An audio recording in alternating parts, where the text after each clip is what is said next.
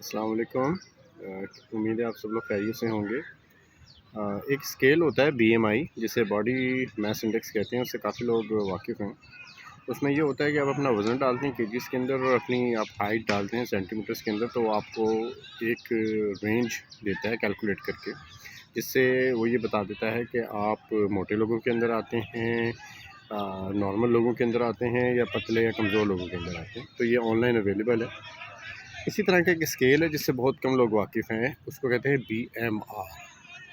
BMR stands for basal metabolic rate. इसमें आपने 3 चीज़ें डालनी होती है। इसमें आप अपना हाइट और अपना वेट तो डालते ही डालते हैं, लेकिन उसके साथ आप अपनी एज भी डालते हैं। और ये भी आपको, अगर आप गूगल पे जाएँ तो आपको ऑनलाइन अवेलेबल होगा। ये आपको ये बता देगा कि आपको दिन की कितनी कैलोरीज़ चाहिए।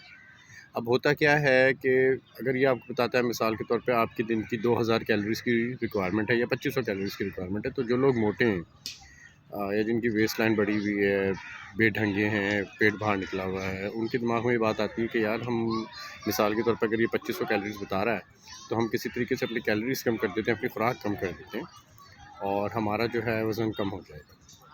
तो ये एक बहुत बड़ी गलती है। आपका वज़न कम नहीं होगा, इससे आपको वीकनेस होना शुरू हो जाएगी, आपको कमज़ोरी होना शुरू हो जाएगी, क्योंकि उसने जो आपको कैलोरीज़ बताई हैं वो आपकी कैलोरीज़ की डेली रिक्वायरमेंट है। अब आपने करना क्या है, आप अपनी कैलोरी कम करने के बजाय अपनी जो खुराक है उसे मॉडिफ़ाई करें और एक्सरसाइज़ लाज़मी करें। एक्सरसाइज़ करने से जो कैलोरीज़ आपके जिस्म के अंदर स्टोर हो रही हैं ना, वो बर्न आउट होना शुरू होंगी। और दूसरा ये कि आपने 3 चीज़ों को अपनी लाइफ से निकाल दें, जिसमें से एक मैदा आता है। मैदा हम बहुत ज़्यादा खाते हैं, नान, बिस्किट्स, आप अपनी जो मफ़िन्स खा रहे होते हैं, केक खा रहे होते हैं, हलवा पूरी का हम लोग नाश्ता करते हैं। उससे फिर हम जो सफ़ेद आटा खाते हैं, उसके अलावा मिठाइयों में जितनी भी बेकरी आइटम है, चाय का हम रस खा रहे होते हैं, ठीक हो गया। तो मैदा जो है ना, मैदा बेसिकली एक जिसे कहते हैं सिंपल कार्बोहाइड्रेट है, और ये जिस्म के अंदर जो है ना फ़ौरन फक करके जो है ना डाइजेस्ट हो जाता है, और हमारे जिस्म को उसे डाइजेस्ट करने में ज़्यादा कैलोरीज़ बर्न नहीं करनी पड़ती। इससे आप निकाल दें लाइफ में से, एक आप शुगर को प्लीज़ निकाल दीजिए, और एक आप ये जो बनस्पति घी है इसको निकाल दीजिए। शुगर ऑलमोस्ट हर चीज़ के अंदर है, क्योंकि जितना भी फूड आपको रैक्स के अंदर नज़र आता है ना, जब आप किसी डिपार्टमेंटल स्टोर में जाते हैं, तो जितना भी फूड आपको रैक्स के अंदर रखा हुआ नज़र आता है, जिसके अंदर आपके फिर वही चीज़ें आ जाती हैं, आपकी केचप्स आ जाती हैं, आपकी मायोनीज़ आ जाती हैं, आपकी बेकरी आइटम्स आ जाते हैं, बच्चों के जाम, मक्खन वगैरह सारा। बिलीव मी और नॉट, हर चीज़ के अंदर जो है आज शुगर अवेलेबल है।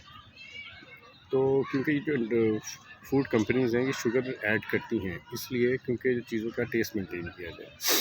तो इन चीज़ों से आप बचें। तीसरी चीज़ जो है बनस्पति घी। बनस्पति घी जो है, ये एक बड़ी ख़तरनाक चीज़ है दिल के लिए, क्योंकि ये एक केमिकल प्रोसेस से बनाया जाता है। इसके अंदर हाइड्रोजन ऐड की जाती है ताकि ये रूम टेम्परेचर के अंदर जम जाए, और ये लोगों को इस तरह की फीलिंग दे जैसे ये घी है, जबकि घी नहीं होता। ये एक ऐसी चीज़ है जिसको डाइजेस्ट करने के लिए आपकी जिस्म के अंदर एंजाइम्स ही नहीं है, और ये सीधा आपकी रगों के अंदर जाके बैठता है, ब्लॉकेज करता है। आप सलाद खाएँ, फ़ाइबर्स खाएँ। जो सलाद आप खाएँगे उसके अंदर फ़ाइबर होगा। आप जो अनाज होता है जिसमें आपको चना या लोबिया मिलता है, उसे आप उबाल के खाएँ, फल खाएँ। इससे ये होगा, जो फ़ाइबर आप लेंगे तो आपका जो जिस्म है, इसको बॉडी इसको इतनी सिंपली डाइजेस्ट नहीं कर पाएगी। उसे इसे डाइजेस्ट करने के लिए सेल्फ कैलोरीज़ बर्न करनी पड़ेंगी।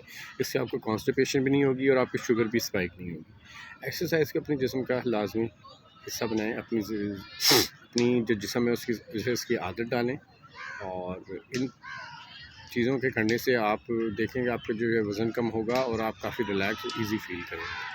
Thank you.